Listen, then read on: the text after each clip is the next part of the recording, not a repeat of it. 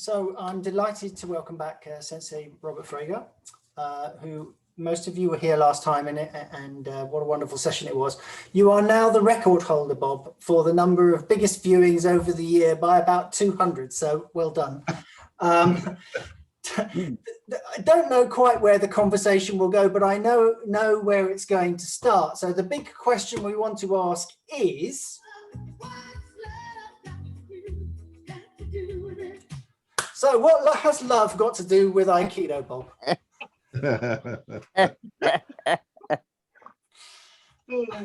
Well,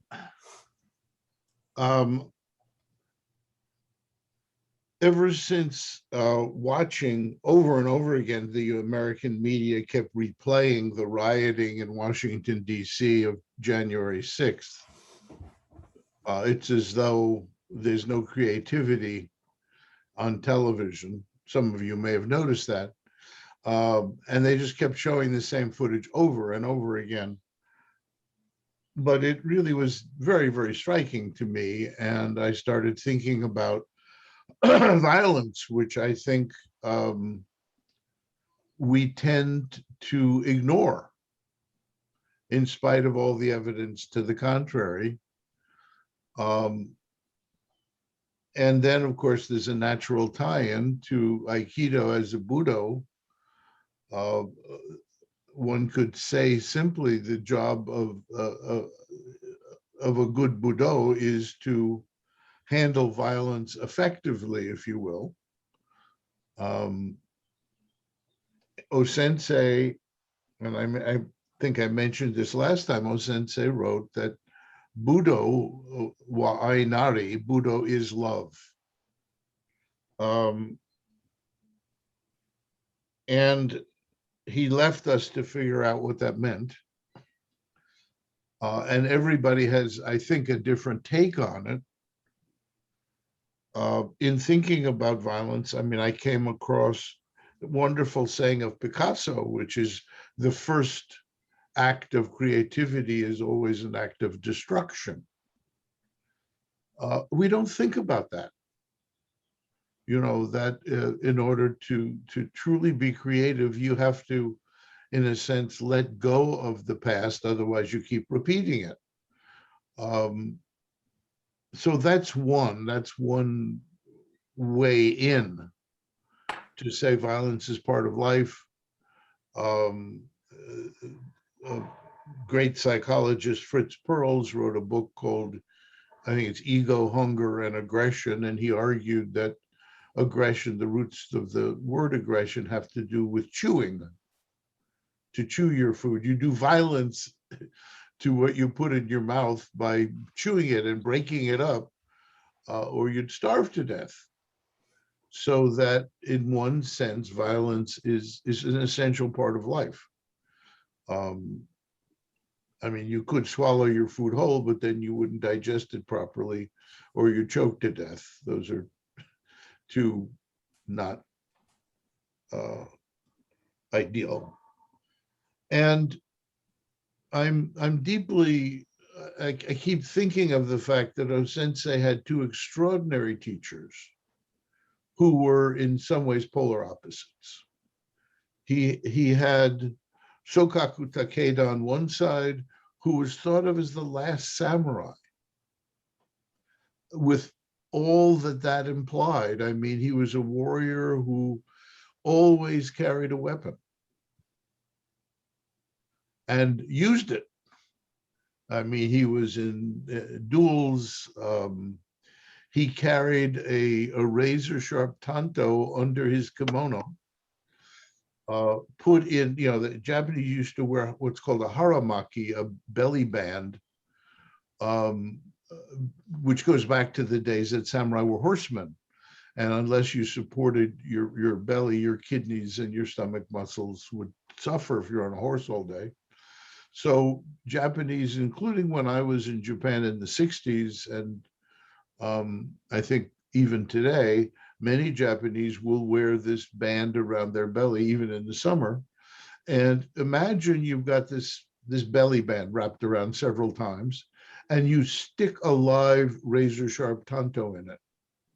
That's what he did. He didn't bother with a sheath because the tanto might hang up on the sheath when you whip it out to defend yourself. So he had small cuts all over his stomach because, carry a razor sharp knife against your skin, you're going to cut yourself. That's just one example of his approach. He was paranoid, as in a sense a serious warrior might be. He would not allow someone to prepare food and serve food to him if he didn't know them. In fact, he insisted O-sensei prepare all his food when O-sensei became a disciple of his. It's a very bizarre way to live. And many of us know people who came back from combat who had to regain being human. They were living on edge, and if something sudden happened, they would respond with violence, because that's what saved their lives if you're in combat. Did you have to serve, Bob? Did you ever have to go into the forces? No, I avoided all that. So I don't know that. However, I have trained with people in Japan who really treated every single waza, every single encounter on the mat as a real life attack, life and death. I mean, not quite. It was a little bit better than that. In the old days, that's exactly what they did. There were lots of broken bones in Aikido, which we seem to have avoided these days, thank God. So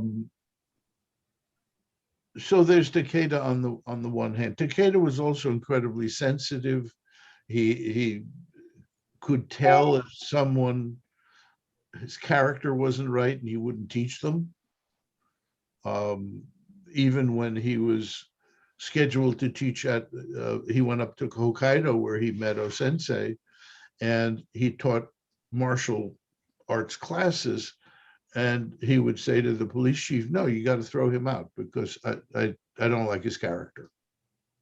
So that was another piece to that art. If you remember things like the Seven Samurai were expected to have an extraordinary sensitivity to other people, to the world around them. But it was in the service of effective violence. It wasn't in the service of peace and love. On the other hand, there was Deguchi Onisaburo,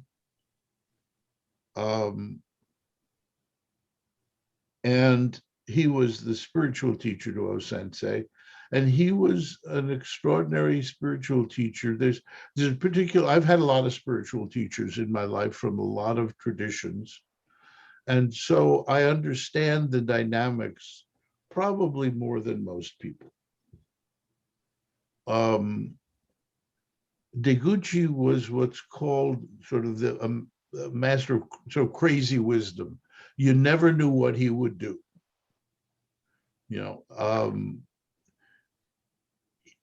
He was quite extraordinary. He was a gifted artist. He was a gifted poet, writer. He was incredibly brave and outspoken. This is before World War II, when basically the military class, who all lived according to the samurai code and their own understandings, they ran the country, and he got up and said, we really need to seek peace. War is wrong, as a spiritual teacher. He also said we should no longer have Amaterasu no Omikami, the sun goddess, as the supreme deity in Shinto, because that's only for the Japanese people. And if you're going to have a real religion with a god in charge, as it were, a kami, deity, I suppose, it should be for all humanity. And so he proposed that, I think it was Ushin Tora no Mikami, a male god for all humanity. Well, that made everybody in Shinto hate him. Uh, it's not quite as bad as, some Christian ministers saying, forget Jesus, we need to have another great teacher we're going to follow. So he was extraordinarily courageous. Nobody was teaching that all humanity, has the same God and we're all the same, in the eyes of God. This was back, in the 30s. Nobody was, look, in America, even up till now, saying we're in favor of peace is enough to get people thrown in jail, or certainly our police would simply beat the hell out of them. So he was way ahead of his time. And O-sensei dearly loved him and was his attendant. I mean, traveled with him, sort of carried his bags, was in effect his bodyguard, because O-sensei was incredibly physically powerful and incredibly well trained, both by Takeda and others. So we've got these two poles. We've got violence and we've got love. We've got peace and we've got someone in favor of being very good at warfare. We have the same thing in Aikido. I mean, there's a funny thing in Aikido. A lot of the Uchideshi came in, they were college kids. They had become very good at judo or kendo, which were practiced as sports. They did not experience Budo. And then we have the older generation, many of whom really had practiced some form of real martial arts. Arakawa Sensei, as some of you know, the legend is he traveled up from Kyushu to Tokyo, and every time he ran out of money, he would go to a karate dojo, challenge the teacher. The tradition is, this is called dojo breaking or dojo yaburi. Asked the teacher for a lesson. That was the way it was put. And the teacher would say, well, my best student will give you a lesson. And he would watch. And Arakawa Sensei would beat up the student and then say, may I have a lesson from you? And he would beat up the sensei. Now, this is, you have no idea what their training is. I mean, you're putting your life on the line every time you do this. And he would beat the teacher, and then he would say, let's go to your office. And he would take the cash box and say, I give you back the dojo. I need money for traveling. That's the legend that I heard when I was in Tokyo.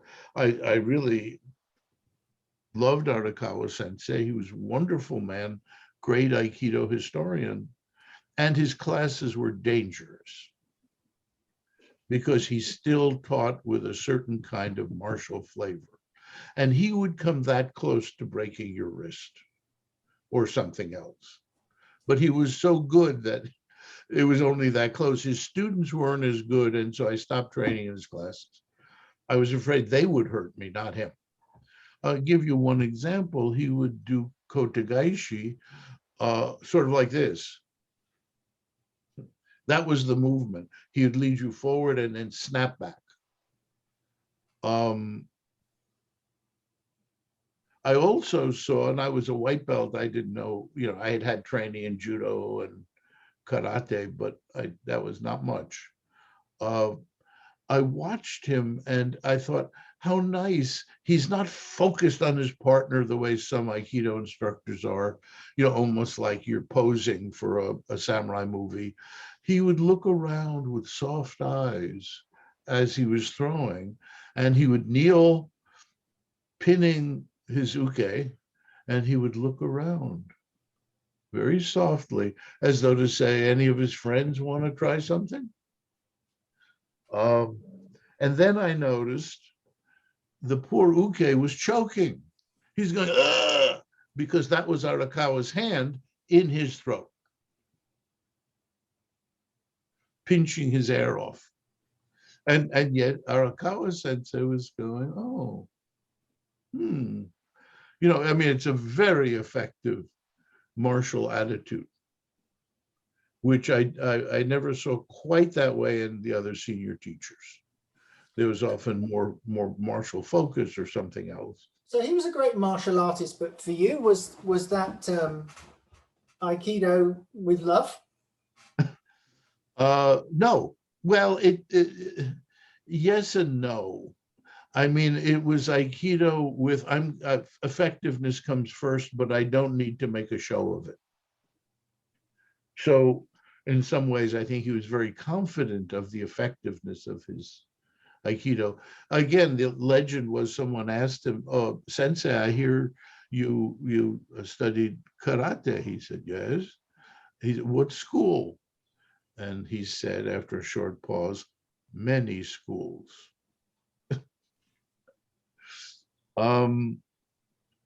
What many of you probably don't know, Saito Sensei, who I dearly loved and I studied a great deal with, especially my early years, was an expert in shuriken jutsu, knife throwing, not a martial art of love. And he threw spikes. Let me see if I have there. This was made for me by Bill Witt, who was also, as you know, an old student of Saito Sensei's. It's like a leaf-shaped blade, except it's round.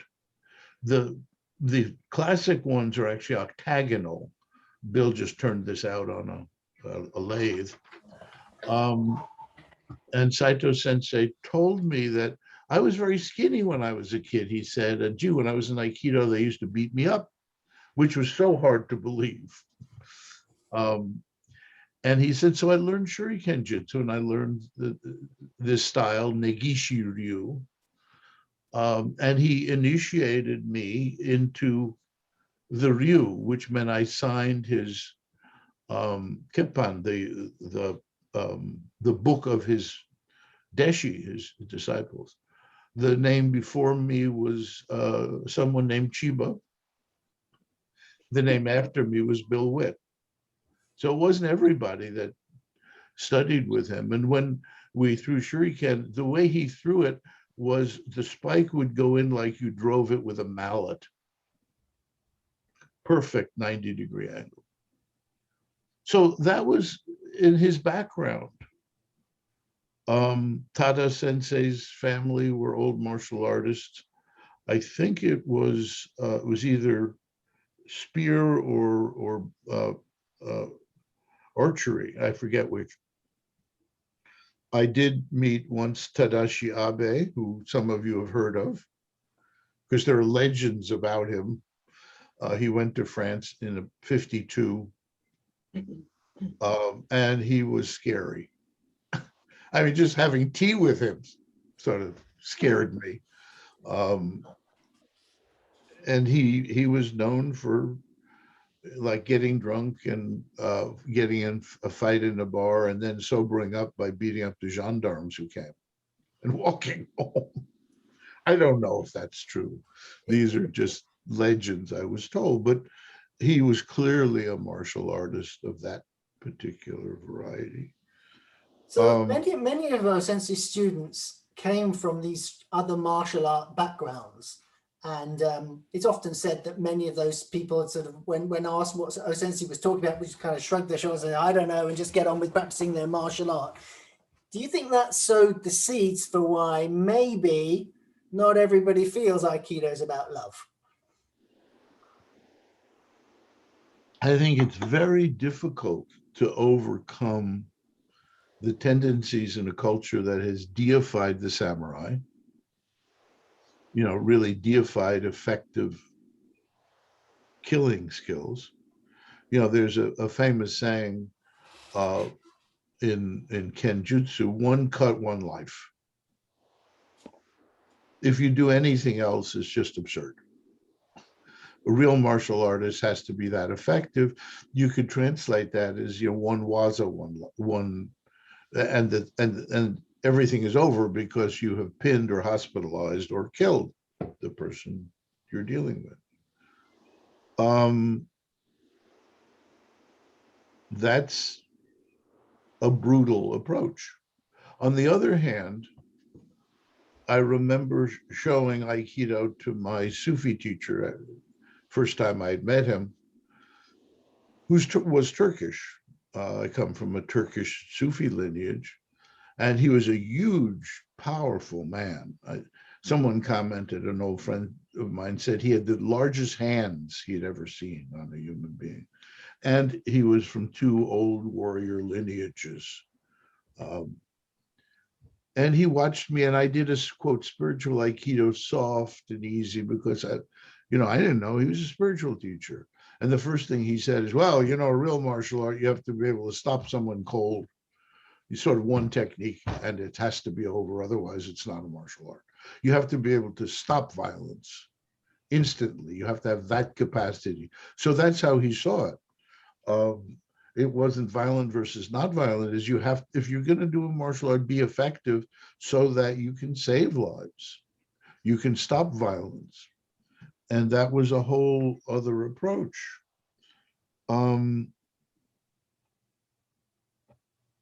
One of my favorite teachers was Tojima Sensei, who was from Shingu. Tojima Sensei, in some ways, his sword work was closer to O Sensei than almost anybody else. He raised the sword or bokken minimally and cut down instantly. It wasn't this, which comes from Kendo, which is a sport, and you can get away with this stuff because it's a sport. He would move so fast I didn't see him throw a punch. What I saw was this. I saw the hand coming out. I didn't see coming back, not going out. And one of the things he told me, he said, Bob, in a real fight, and he was echoing Arakawa Sensei's behavior. He said, you don't go into a kama, you don't go into a fancy stance. You don't say, I know Aikido, fear me. You walk in, you grab them by the throat, and you take them down. You keep your hand in their throat. He said, that's what you do.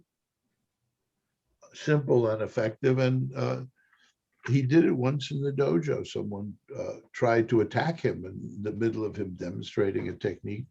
And he didn't take them down. He pinned them against the wall of the dojo with one hand in their throat and the other hand at their groin. They weren't going anywhere.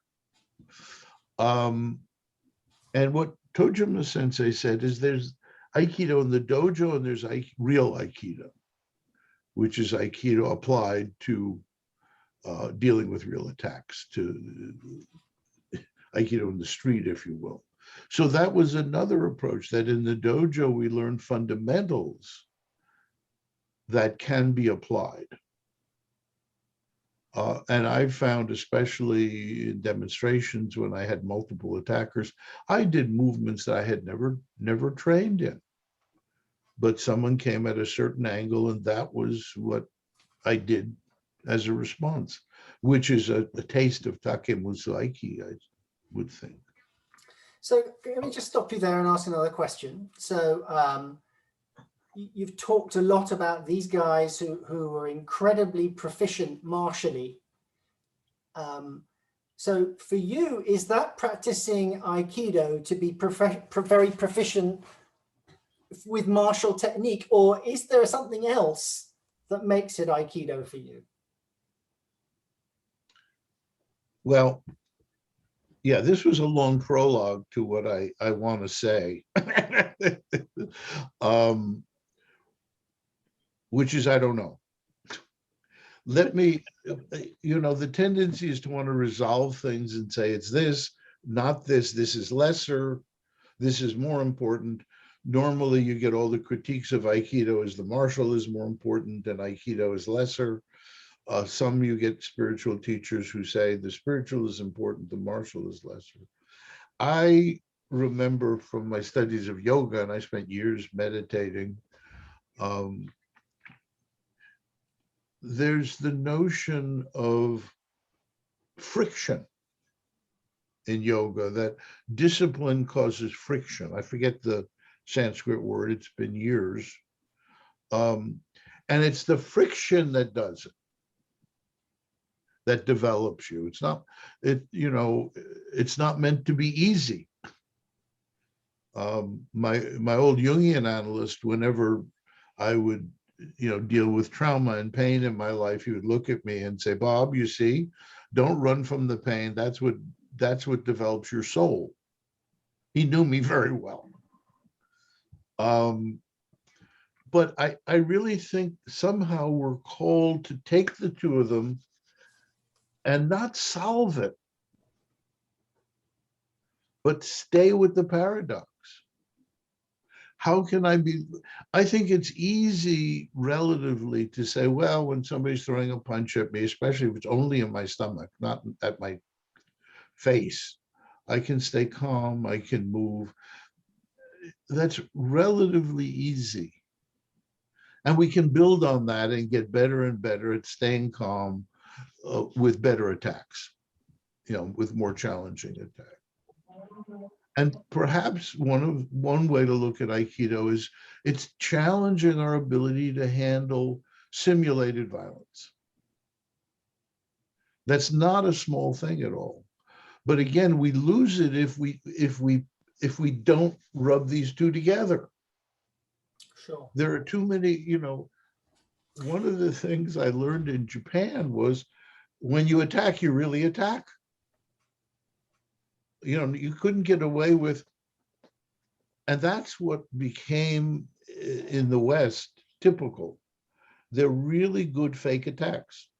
It's like you wait here for a moment. Well, your teacher knows exactly what you're doing. You're completely telegraphing. That's the attack. Yeah. You don't go, and and yet we do that. First time I saw Aikido was in Los Angeles. There was a demonstration. I think it was part of a judo tournament, and there was a sort of a intermission Aikido demonstration, and it was terrible. I'd studied karate with Ed Parker, who was one of the finest karate teachers in the United States, also very effective. And I knew about throwing punches and avoiding a real attack, and there weren't real attacks. It was,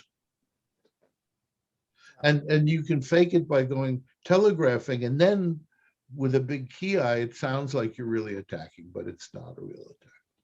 Sure. You've got to attack with the intention that you would have if it was reality, but have the sensitivity to be able to stop if the partner isn't capable of taking it. Well, exactly. And there's a, you don't do a full-on attack with a white belt. Sure. That's my new bumper sticker. Yeah. You have to calibrate. Yeah. But I mean, I never forget, there was a wonderful teacher in Los Angeles who taught in Pasadena. And he wanted to try to Westernize some of the practice. So he did a practice, Hami Handachi, but instead of sitting in Seiza, he sat in a chair. And people would come to grab his shoulders and he would throw them to one side or the other. And I had just gotten back from a year or more training every single day at home. So I attacked him the way I would in Japan, and the chair collapsed. Everybody else was going, uh-oh. And I went, boom. And, it was a folding chair for one thing. And he was on the floor and he was, and I apologized and I helped him get up. And I was embarrassed. He knew I wasn't trying to show off or show him up. But, I think too much of Western, and then when people do that, they think other people think we're being violent. So without understanding that what we're really doing is teaching. No, I mean, and the worst thing in the world is to get, lead someone to think they've got effective techniques because you've never really attacked them and let them go home. So the way I would see it is that you do have to have this intensity from the UK of a real attack. But I as Nage, I'm not trying to meet fire with fire. I'm trying to harmonize that and lead it Right. to a positive place where we Yeah. both think, well, okay, we've resolved that problem and Uke doesn't want to attack again, ultimately. Right. And it might be that I have to put my fingers in their throat for them to come to that conclusion in the end, but I do whatever I need to do to get a positive result where we can both get up and walk away. And I was just reading, Chiba Sensei wrote something beautiful about O Sensei, about the quality of his Aikido and how O Sensei's, I hate to use the term energy because none of us know what it means. But there was a way in which he was very expansive, and there was no ski because his awareness completely permeated everything around him. And in fact, one old kendo master said he was at a meeting of senior martial artists, and there was this distinguished looking old man sitting in the middle of the meeting. He said, that must be a Ueshiba of Aikido, because he's sitting with no ski at all, no openings. And of course it was. That he was like that, and then he would draw in that to pull the attack. You know, Sensei talked about attraction, and then it would come right back out again, so that the better we are, even though someone intends to give a solid attack, you've got to preempt it. If we wait for the attack, we've not learned good Aikido at a higher level, which none of us may be at. But I really think that is true, that ideally you make the connection with the person before they raise their hand. If you wait for the hand to come in, you're an hour too late. But isn't it a wonderful paradox? Yes, it is. What's the quality of connection that you're seeking when you're doing that? So what's going on within you when you're trying to make that connection?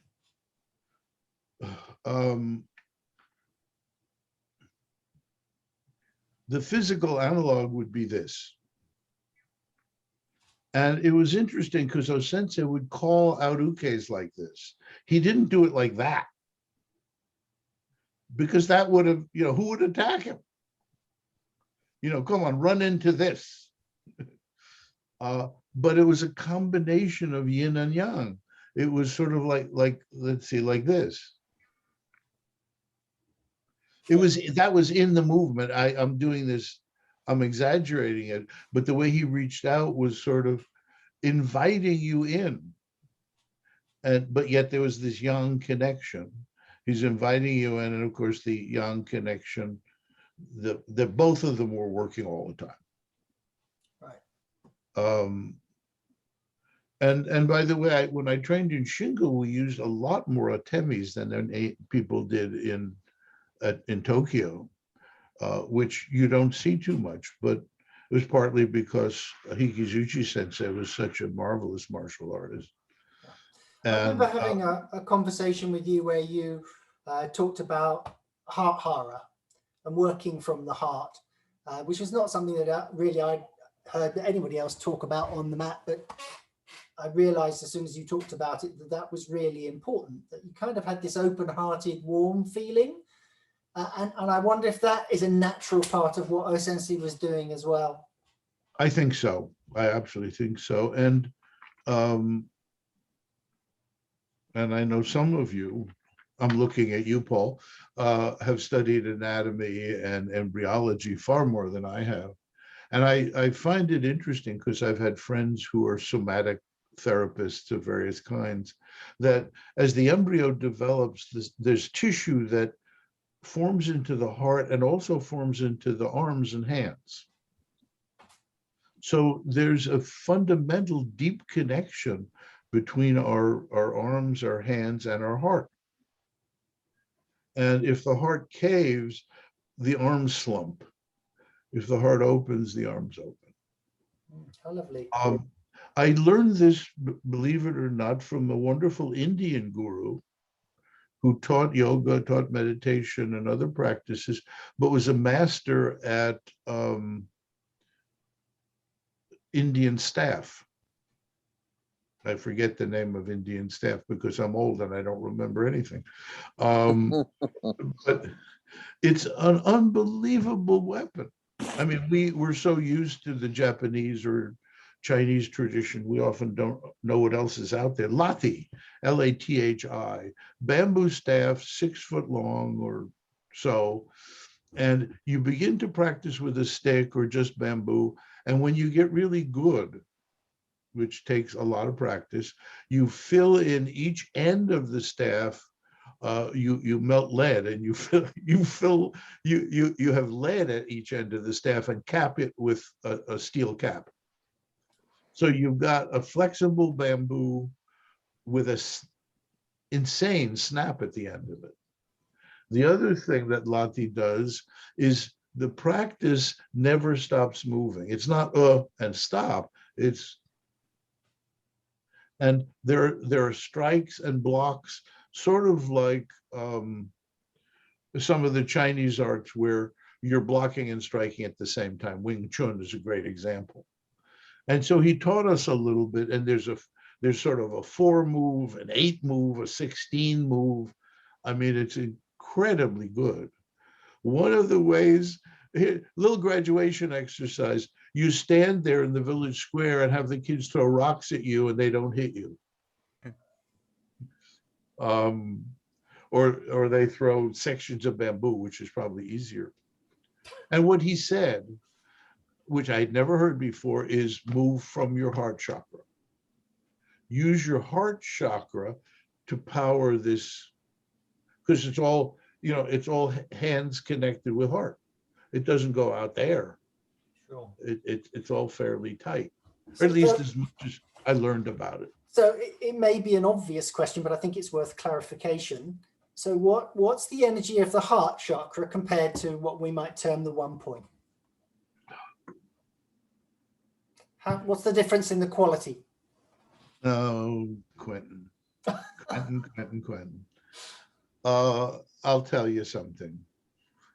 I trained in aikido. I did some very powerful kotodama practices, especially with Hikizuchi Sensei, which blew me away.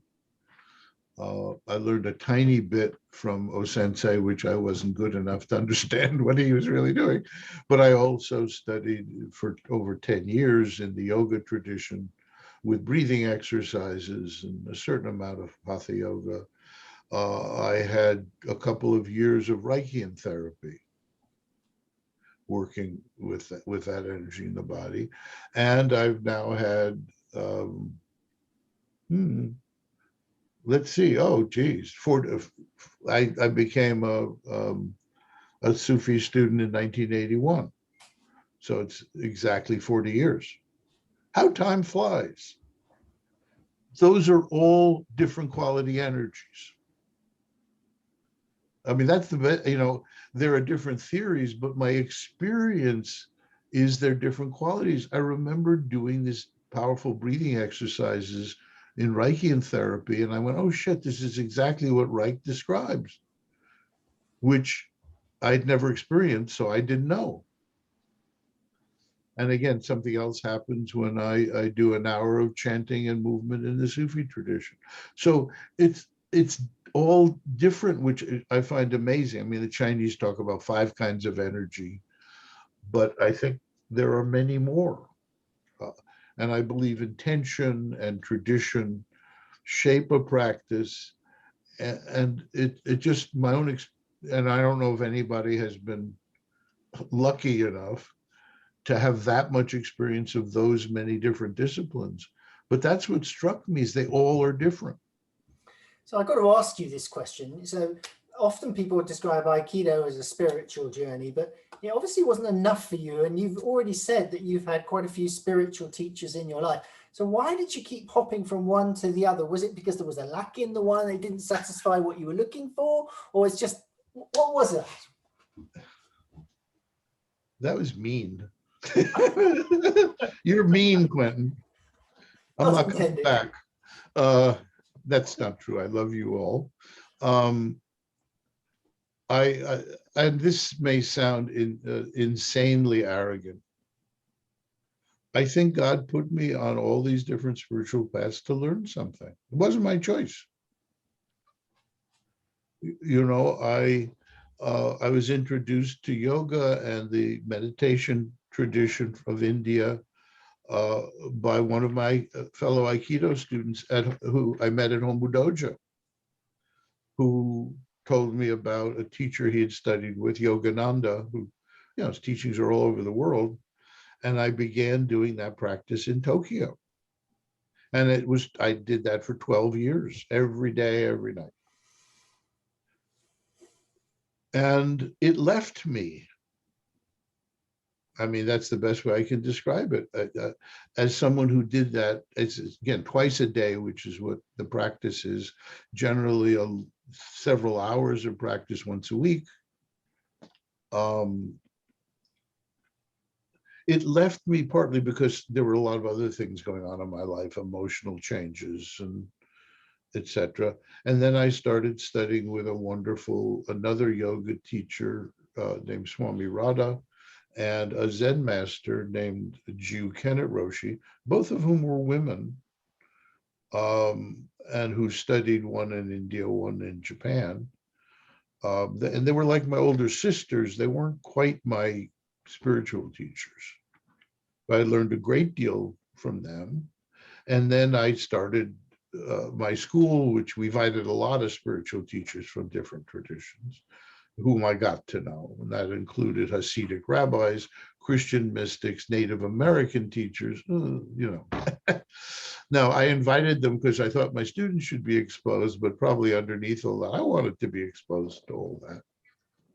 And then I met my Sufi teacher, and I was sitting in my office minding my own business. And he walked by my door, and time stopped. It's not my fault. I mean, this presence was so powerful that time stopped, and I really had this feeling that the connection with him was so powerful that he knew everything that had happened in my life, and he knew everything that was coming in the future, which seemed really crazy, but the more I got to know him was probably true. And I fell in love with him. It's the best way I can describe it, because Sufism really is a heart-based system. And it was like falling in love. It was romantic without being sexual.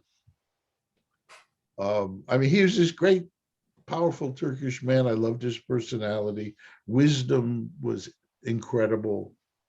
But I loved him in almost a kind of romantic way. I mean, my heart opened to him.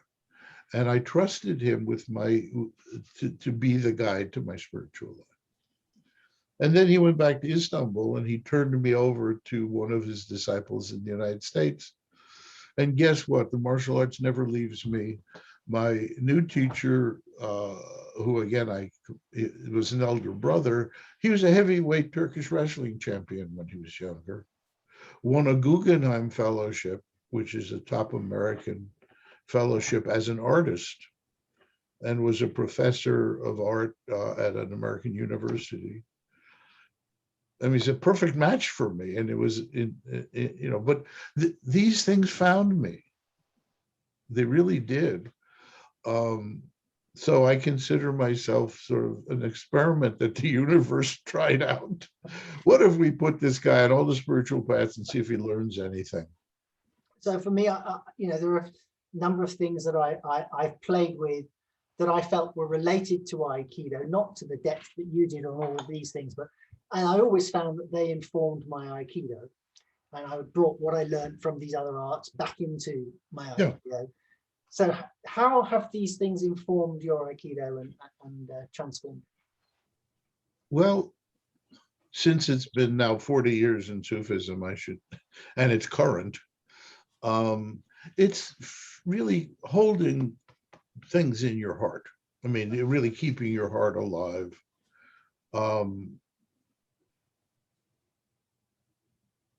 Can you really love people and keep that attitude and not drop it when they punch you in the hara or in the face or whatever?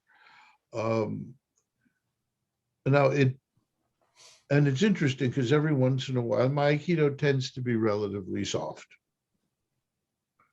I really love Anno Sensei, who most of you don't know is a senior teacher in Shingu now. Beautiful, soft flowing Aikido, very much like Osawa Sensei, the older Osawa Sensei who was at Hombu Dojo. But what happens is once in a while, somebody tries to block me, to freeze me out, and I just speed up. Not with any anger, out of a commitment to making O-sensei's Aikido work, in a sense. And but I don't go to muscle. I simply, oh, someone isn't moving, and I go faster. And there's no anger in it. Often the people get up and feel angry. But you know, if a white belt tries to block me out while I'm demonstrating a technique, or especially demonstrating a technique, we're preparing for an exam. If they're too stupid to understand that that's a mistake, I didn't hurt them, I bounced them perhaps. And they get up angry because they were scared because nobody bounces anybody here. That's their problem. It's not mine. I just leave them with it because I know I didn't get angry. So in real life, did you found the Sophia University, or I mean, just an important, yeah, okay. And if I'm right, kind of the story of that in the end was a bit sad. It all went a bit wrong. Didn't someone do something to sort of push you out or something like that? That must have been very painful and personal, if I'm right. How did what you learned on the mat affect your ability to deal with situation? If that situation isn't exactly as I described it, how does what you've learned on the mat help you deal with situations like that? Well, guess what? I'm still there. Right. Aikido does work. I'm still there. The board voted me as president emeritus, which is president for life. I'm still teaching there. Maybe the most popular teacher in one particular program, because I've been doing it a long time and I'm good at it. But I also go to staff meetings and academic meetings. They ask me to do the opening meditation to most meetings because I'm, again, I've been on all these paths. I have lots of tools, mostly back here. But what I felt myself doing is not hardening up, not taking a position that this president was an idiot and probably was a thief. And I mean, I did take that position, but I didn't do it in a way that would break me or the school. And what I did say at one point, when I said, look, when things really change, I said, we have a new president and your choice is to either work with them or not work with them. I'm going to work with them. And most of you know me, you know where that comes from. And I literally alluded to Aikido as let's cooperate with the changes we're going through. I would wish that they didn't happen, but as we're changing, let's flow with it the way we would. I'm sure I didn't say as we would with an Aikido technique because that'd be too crude, but that's what it felt like. And it was, I've been there ever since with all kinds of different presidents, some of whom were not competent, but yet their hearts were generally in the right place. There's a direct transference of what you learn on the mat into your daily life. Yeah. Yeah, that was, you know, and that's been excruciating. I mean, for me, I founded the school in 1975. So it's been 46 years. It's been my baby. I mean, it's been insanely successful in that people say it's transformed their lives. Just several years of going through classes, all the residential students had to take Aikido, and they would complain often. But in the end, they generally said it was extremely valuable.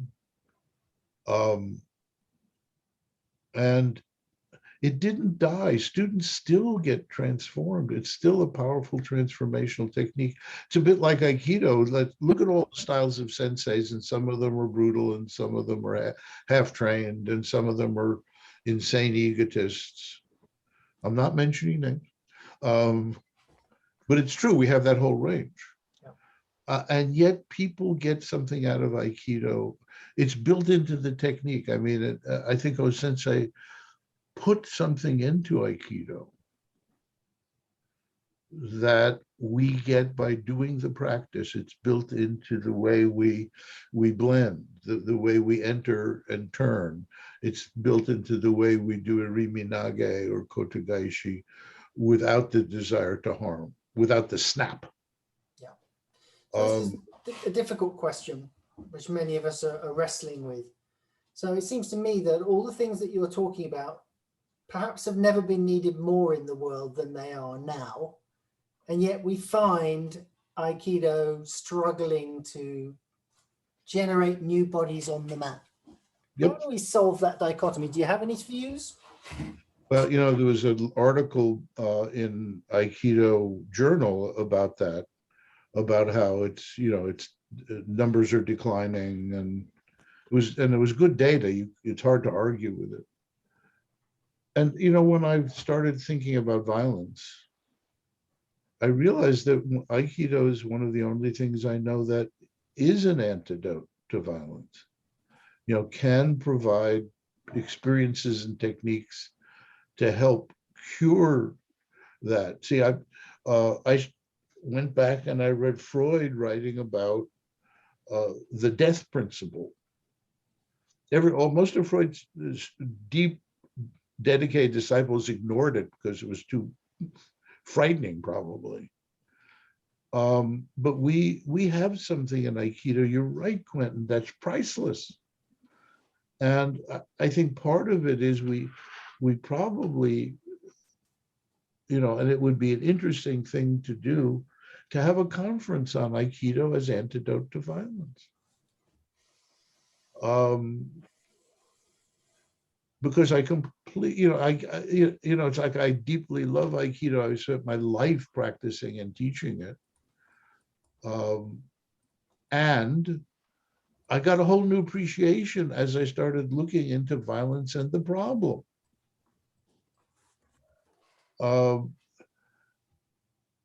We need to probably think about how we, you know, who we're trying to get into the dojo. Because if we're just appealing to people that love the martial arts, then they may not be the right people to carry the message of Aikido into these new places. I'll tell you once, I don't know if I told this last week, whenever I was here last, did I ever tell you the story about when I taught Aikido at a conference in Spain, sort of a humanistic psychology conference. And I did this simple sword cut, you know, and you step out of the way and let the sword go by, because there's people that never had Aikido. And stop me if you. It's not ringing any bells, so do carry on. Thank you. So I did this with everybody. I was the one with the sword, and I did sort of do it easily and you know, telegraphed, and I did it with more and more speed, with my heart in my mouth. And I do this a lot with students, and I do it earlier and earlier in the training. But it scares the hell out of me. I tell students that. I say, you think you're scared? I'm scared. I don't have insurance. So I did this practice, and after a few repetitions, one woman started crying and left the group and sat under a tree sobbing. You know, this is Shomenuchi, you know, not even a riminage, it's just turning. And she started crying. Well, I stopped the class and sat down next to her, and I said, what is it? You know, what happened to you? She said, my husband beats me. And I came to this, which was sort of a humanistic psychology conference, to see what I could do about it. And now I know I'm leaving him. I can leave him because I know I'm someone that doesn't have to be hit. That was such a beautiful, profound statement, wasn't it? I know I'm someone who doesn't have to be hit, because for most people, and I know for some of us it's been a long time, you pull back and you get hit. You fight back and you get hit. No alternative. And that's what I fell in love with when I saw Sensei and read a little bit about Aikido before training. Was Aikido offered, I somehow intuitively knew Aikido offered something else, which is I can move in a way that I don't have to be hit, that pulling back doesn't work, getting angry doesn't work, which are both great examples of losing your center. But this works, staying calm and letting it go by. And it was a profound moment for her, but for me too. And I said, I'll never underestimate the power of the simplest Aikido techniques again. Yeah. So we've got this potential for doing unbelievable work. There are some like Paul who are really applying this, with people who have had trauma. Not enough of us are doing that. My son is doing it with kids with ADD. He's got a dojo in Portland, Oregon. But yeah, I mean, it just struck me all over again how valuable, sometimes no one's a prophet in their own home. Like, well, I have 4 kids. One did become an Aikido teacher. Another one became a psychologist. So that's 50. Well, I've got 2 kids and neither of them are practicing on the mat, but I like to think they're practicing off the mat in the way they live their lives. Yeah, so sure. They don't know they're doing Aikido, but I got in there somehow. Yeah. But I really thank you for the question, Quentin, because I honestly do think that we could investigate the absolute extraordinary potentials of Aikido for turning us on. Let me put it this way. This is a term often used in Sufism, that we could really become real human beings. I've written it down. I haven't forgotten it. I've written that down from the session. We might have to do something on that. We've hit 8 o'clock, just gone. And at this point, I always like to open it up to people to ask any questions or make any points, if that's okay. Sure. Audience, here you are. This is your big moment. So stick your hat. Paul. I'm trying to send a flyer for something I'm putting on, which is exactly what Bob is talking about, getting martial artists to share what we do, not in terms of fighting, in terms of what is resilience, what is the fighting spirit, what is perseverance. And as a somatics person, my way of talking about the relation of love and power in Aikido is, I do this all the time. I say, stand up, hit my Joe, or hit the chair with a towel as hard as you can in anger. And what does that do to your body? I'm strong, I'm stiff, I can't breathe. I say, feel love. Think about somebody you love and feel that soft opening heart and hit that way. My God, there's more power when I love the sucker. So it's very somatic and it's very teachable if we can get anybody to listen. Yeah. Oh my God. In all these years, I've never thought of saying, do this with love explicitly. Yeah.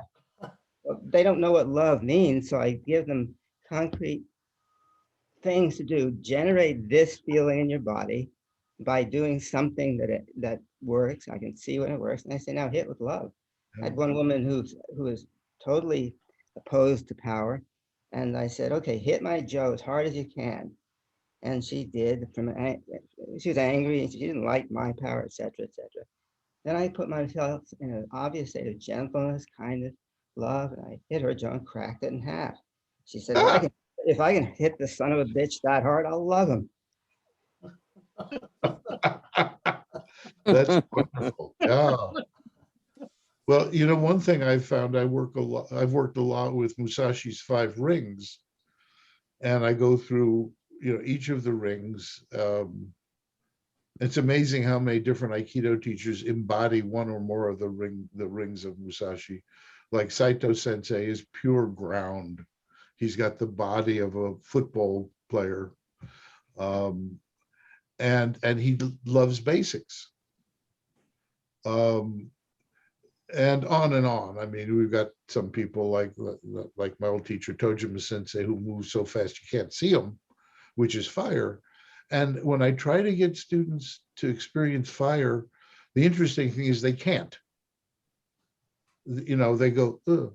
And I start talking about, well, you know, you were conditioned to believe that as a child, children should be seen and not heard. So of course, it's not okay to scream. It's not okay to be loud. You've got to inhibit yourself all the time. And so I go through a series of things just to get fire as energy out. But then the other thing to move on to is that fire is not just energy. There's fire in love. Mhm. And I teach I teach a new kiai, which you feel free to take this, Paul, because I own nothing. But instead of saying, hey, I go things like, praise Jesus. This is for the Southern Baptists in America. Or hallelujah works very well. So I'm using phrases that are heart-opening phrases, absolutely unconnected with Japanese culture, because hey does not do it. It's because it tends to close the heart down even. But hallelujah does. I think there's something that's even beyond that in a way. I use the negative phrases while pairing them with an open heart to burn the negativity out of them. Shit, Parkinson's, yes. if you burn the negativity out by embracing the heart and the power and using the negative phrase, you change what it means in people's lives. And you can't do that without somatic education. Right. You can't just talk about it, because the whole thing is feeling love in your body as you say something or give a certain movement. So yeah, we've got this jewel. I mean, we got this priceless discipline that I'm embarrassed that I've never fully appreciated, probably. Who does? And how do I get something onto the chat? So everybody. Probably simplest thing to do is, why don't you send it to me and I'll put it in the messenger group, Paul. Okay, great, thank you. Yeah, Okay. that'll be fine. And as much as I love talking to Paul, maybe we should get another question. Well, I'm thinking we should set up a Bob and Paul chat show, because I think that could be a good evening, actually. We might add one or two more to that conversation, because it could be a really good formula. Anyone else got a question or a point they'd like to make?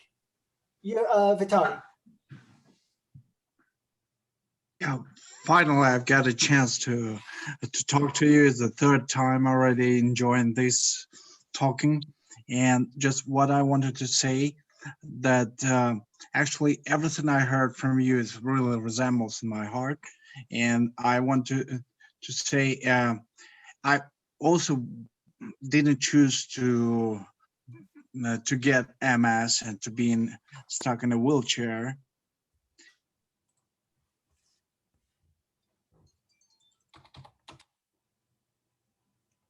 Okay. Oh, you've frozen, I think, Vitaly, which is a bit sad.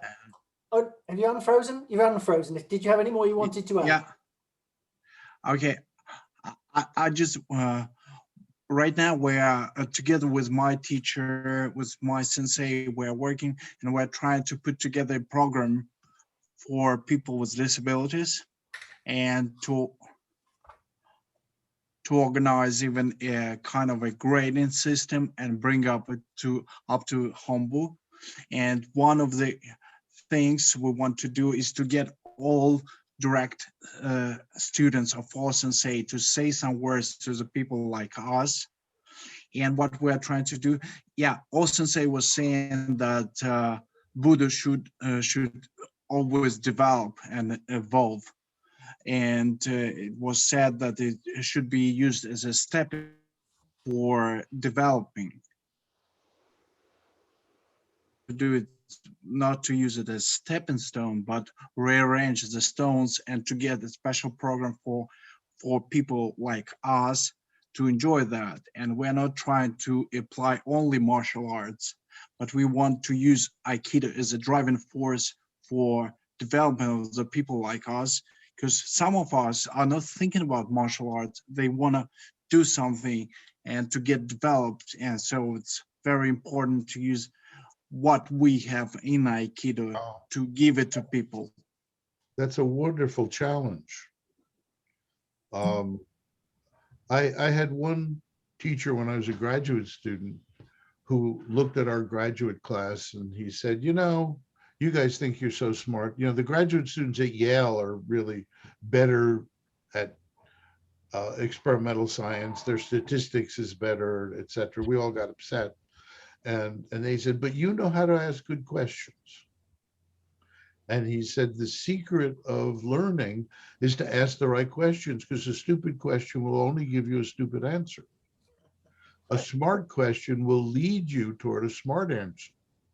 So this is a wonderful question in a way you're asking, is how to do this. So bravo. I think that's wonderful. Also, I want to point out that there are martial arts that include healing.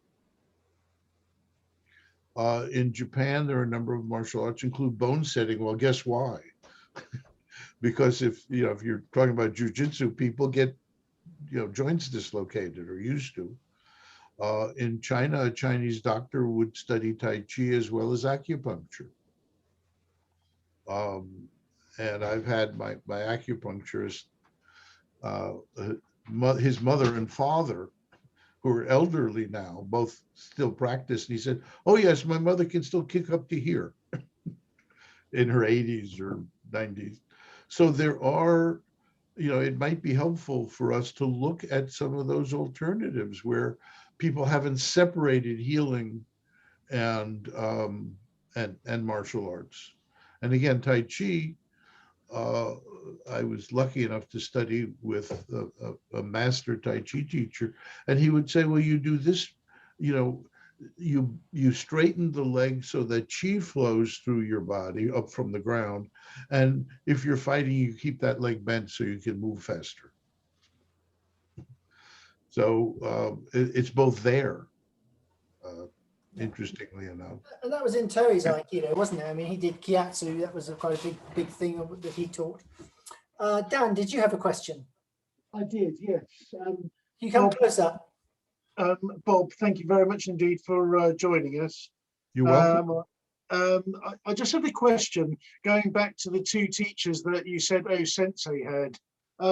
With regards to the spiritual side of things, do you happen to know why Sensei leaned towards him when, as you said, he became a bit of a social pariah following his outspoken views? Well, he was very charismatic, and it's a great story. It's in most of Sensei's biographies.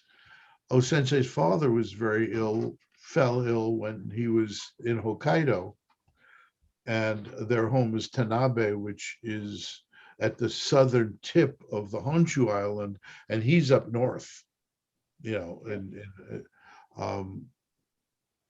and so he left everything. He was very impulsive, perhaps. He made quick decisions when he felt it was important, and he left Hokkaido and jumped on a train to see his father before his father died. Mm-hmm. And on the train, he met a disciple of Deguchi's, who worshipped Deguchi and thought, he could do anything. And he was famous as a healer, among other things. He said, go to Deguchi. That's the best thing you can do for your father. And Sensei did. He changed his ticket and went to the equivalent of a sort of a Shinto hippie commune, which he was building his own village south of Kyoto. And I think the first thing that happened is Deguchi comes out and he said, this young man has come from Hokkaido to see you. Well, would get your attention. And he looks and he said, I've come because of my father. And he said, don't worry about your father. He's fine. That was about when his father died. Wow. Yeah. and he stayed with him ever since. His family, all went crazy because, again, they said Deguchi is a pariah. How could you go to that guy?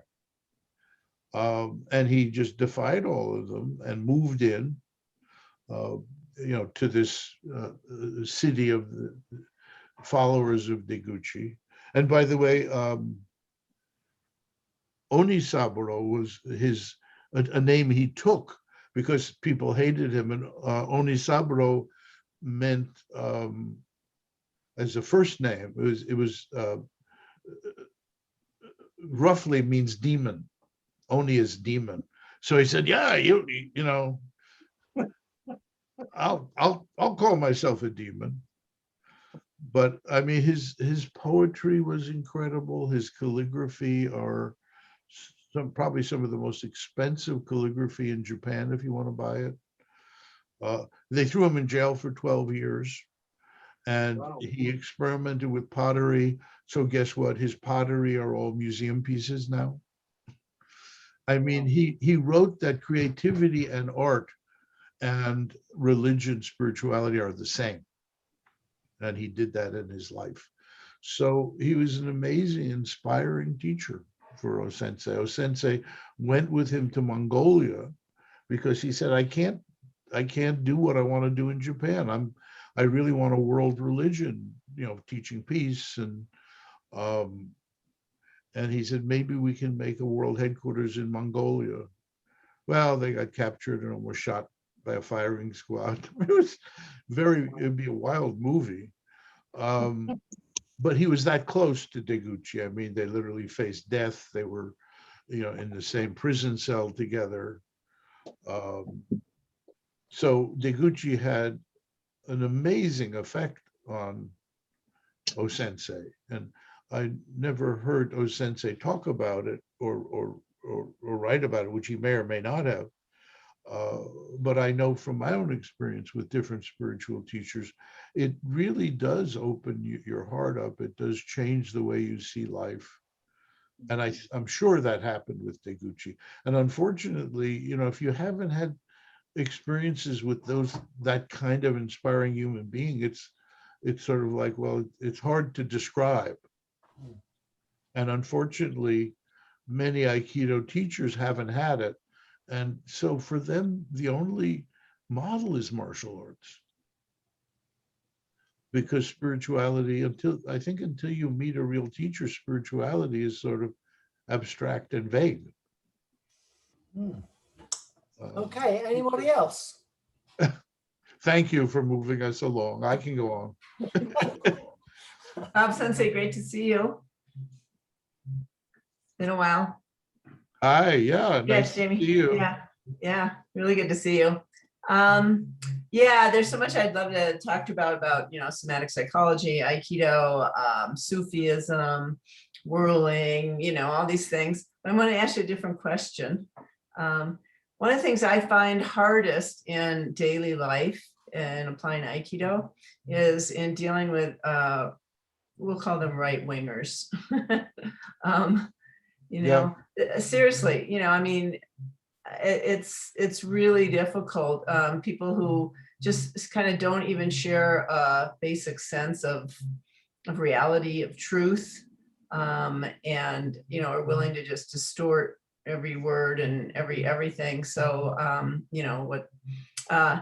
and I really find it hard to how to blend, how to open my heart, how to be in that kind of a place. And I continue to struggle with it. I just, it's like, I wonder if you have any comments on that. I think we don't talk about that in the open so much, I think, in Aikido, about what to do these days, these very days, with people who are just on such an extreme on that level. Well, let me reframe it a little bit, because it's not just right wingers.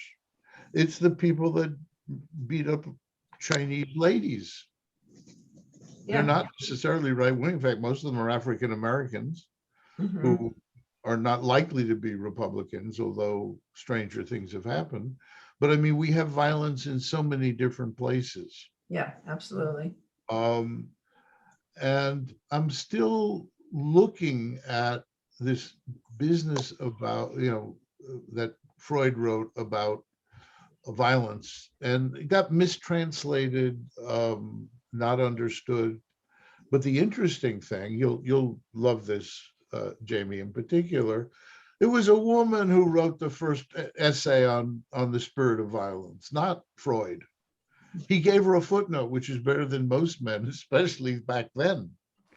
And there was a movie called A Dangerous Method, starring her character is played by Keira Knightley, who chewed the scenery a little too much, but the movie was a disaster because they really didn't understand her. And I won't go into detail, but she was a Russian Jewish woman who they moved, she needed treatment. She was really, had major hysteria and trauma and from abuse as a child. And her first therapist was Jung. And she later worked with Freudians as well as Jungians. And she wrote which is, I think, a better essay than Freud's on what I would call tendencies toward violence, and compared them with tendencies toward love. That we all have them both. And her name is Sabina Spielrein. Sorry, I compulsively try to pronounce German properly because of my family.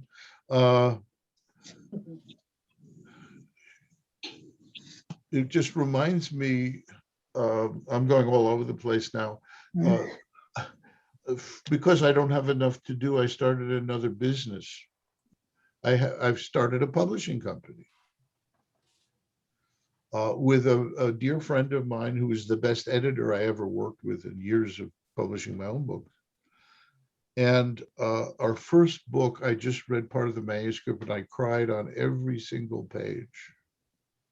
I don't cry a lot, and it's called The Cello Still Sings, and it's a story of how this woman's parents were in concentration camp in Europe. Her mother was a concert pianist, her father was a concert cellist, and how music kept them alive. Which is, it's like the power of art to counter, we talk about violence where you're literally getting people executed right and left. And she wrote about how that affected her, in the way that second generation children of concentration camp victims do. But it's an amazing, again, it gives us, I think, a hint about some of the things we could do, which is how can we make the positive strong enough, and yet not downplay the negative. I think we need the shadow. I mean, I do love Jung, and Jung said we have a shadow that includes all the violence and all the awful stuff, but it includes creativity. It includes the power to resist evil as well. If you don't have that, you don't understand the real force of love. And we've got to learn that in ourselves. We've got to learn how to teach it. And it may be that somehow combining art with Aikido, I just thought about this. The book is, I don't know when the book is going to come out, within probably 6 months. And I will, through Quentin, I'll let you all know when we start publishing more things. But this is called The Cello Still Sings. And I almost can't talk about it without crying. It's just such a powerful piece. Lovely. Yeah. Definitely I want to tie that back, and that book. Sorry, I'm I'm just sure I'll cry. bouncing over. I've just been reading like First Transport of Women to Auschwitz, and amazing stuff. And I'm thinking about Don Levine and Viola Do. Paul may remember Robert his Viola Do stuff. But just to go back to Sensei, tie it back this question, since you brought up this woman, I remember hearing that in the conversation about how come women could wear a hakama at 5th Q and men had to wait till Shodan, and there's varying theories on that or whatever. But one I heard was the idea that not just cover up women's legs and that sort of thing, but that Sensei felt that women more naturally have that tendency towards love or flow or empathy, understanding, and men really need training, at least till Shodan, to begin to kind of train that sensibility. I wonder if you heard that, or what, if you have anything to share on Sensei's sense of men and Sure. women, or Yeah, I did. I think I did read that in an interview with one of Sensei's old students. I'm not sure I believe it totally, because I think in Japanese culture, for women to wear a traditional keikogi might be considered too revealing. Mhm. That, I mean, if you think about a kimono, you really got your genitals, your butt fairly well covered, whereas they're somewhat more exposed with a gi. So I think Sensei aesthetically found it, almost too inappropriate for women to wear that. I mean, if you think about it, up until the modern day, women never wore clothing like that. It was always a kimono of some sort. So for whatever reason, and having lived there long enough, I think I do have some sense of Japanese thinking, a lot of which is not explained or explicated. It's Do you think that Sensei had some, or his sort of feminine side, should we say, or whatever, with his sense of flow and love, connection, his emphasis, so that just so happened to be, it really didn't have anything to do with that? Well, one thing, I Too don't. much to call him a feminist. One thing I don't mention much is when I had a few days in Iwama with Sensei, and I got to know his wife a little. She was an extraordinary human being. Mm. It was hotter than hell, and she would putter around the house and the dojo, and then she would say, "I'm going to go talk to the plants." And they had a large garden. It was, a large garden for us, a small, almost farm for Japan. And she would go out and weed and water. But she phrased it as, "I'm going to go talk to the plants."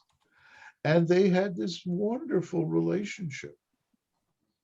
There was clearly love and blending and caring in that. And I don't know if other people really have written about it or talked about it, but that's what I observed. I was there 3-4 days and part of the family in a way. Mhm. So yeah, I think Sensei had a feminine side for sure. I'm very mindful of the time. Demetria, you had something you wanted to say. If it's going to be a quick one, then please offer it. And if it's maybe a bit not longer, then perhaps not. Your choice. Yes, hello. Hi. Thank you. Well, going back to the subject of between violence and love that you had mentioned, you talked about the element of fire and love some time before, about 10 minutes ago. And it just struck me because remind me that often people think that a really straightforward young style punch, they tend to affiliate it with violence. And it was very revealing when my teacher was saying that it is as if you're offering a bunch of flowers to somebody. You just go straight forward with your heart. And this is just pure expressive of fire energy that is not necessarily violence. It could be love. And that made a Buddhist participant in a seminar to really change his posture, because as long as he was trying to punch, in his mind, he thought that punching and chiki is violence. And when somebody said it's like offering flowers, then he was able to do it. His body movement changed. All in 2 seconds. In 2 seconds, he could do the movement with straightforward energy. Wow. Yeah. Well, it reminds me of, there's a picture of O-sensei, and this is out of the collection of Henry Kono, who trained with me in Tokyo. There's a picture of O-sensei where he's doing this. So there's in a way the horizontal yang, but there's a connection with heaven at the same time, and they're both powerful. And then I'm reminded the statue of O-sensei at Tanabe is not a punch. This has a beautiful combination of yin and yang. As I said, he called people out, there was also this draw, but there's a spiral through the arms. There, it's yang. Also, ideally, you do it with the heart open. And so I think we may want to work more with poses like that, because I also believe the whole notion of mudras in India is that certain poses move energy through you, which also move certain emotions through you or make available. And this is a very powerful one that we don't use enough. And, I mean, when I tell you, when I use it in Tai no Henko. So I make sure that people have that position, whereas I've seen a number of senior Aikidos do that, which is unbalanced, but they're so, let me be martial. But this is very different. I think you're right. That would be part of the new Aikido. I just made up a name, which is an Aikido that would address issues of both love and violence in us. Because I think the first thing is to, acknowledge that we have them. We have both of them, love and violence, or eros, life drives, life tendencies, which is not instincts, as well as destructive drives. So, can we learn to use certain positions, certain body postures, and learn how they feel, and learn how that's a response. I mean, to a katate tori grab, that's can we see it as more than just a jujitsu response? Can we see it as a more profound response that maybe includes uke and nage together, or whatever? I'm sorry, I could go on in my incoherent way. Well, perhaps we should follow up, and maybe I can work with you to create a panel where we can explore Aikido as an antidote to violence. That might be a really interesting session. I fear we kind of probably should call it to a day for today. I just want to really thank you for your dedication over so many years, your curiosity and openness to explore and bring new stuff back to Aikido, and then your generosity to share it with us. I'm sure I speak for us all when just a big thank you for being here. Thank you for making this possible, Quentin, and continuously bringing us, including me, back on track. And thank you all you participants, because I find you pull interesting things out of me which I hadn't anticipated. So that's a wonderful gift I've received from you. Thank you. It's been rich, which is no less than I expected. Thank you so much. Nice to see you, Jamie, Paul, Great to see you, Sensei. all the rest of Thank you. you. Really good to see you. Thank you, Bob. Goodbye. Bye, everyone. See you all next week. More later. Thank you. Thank you very much. Yeah. Bye-bye.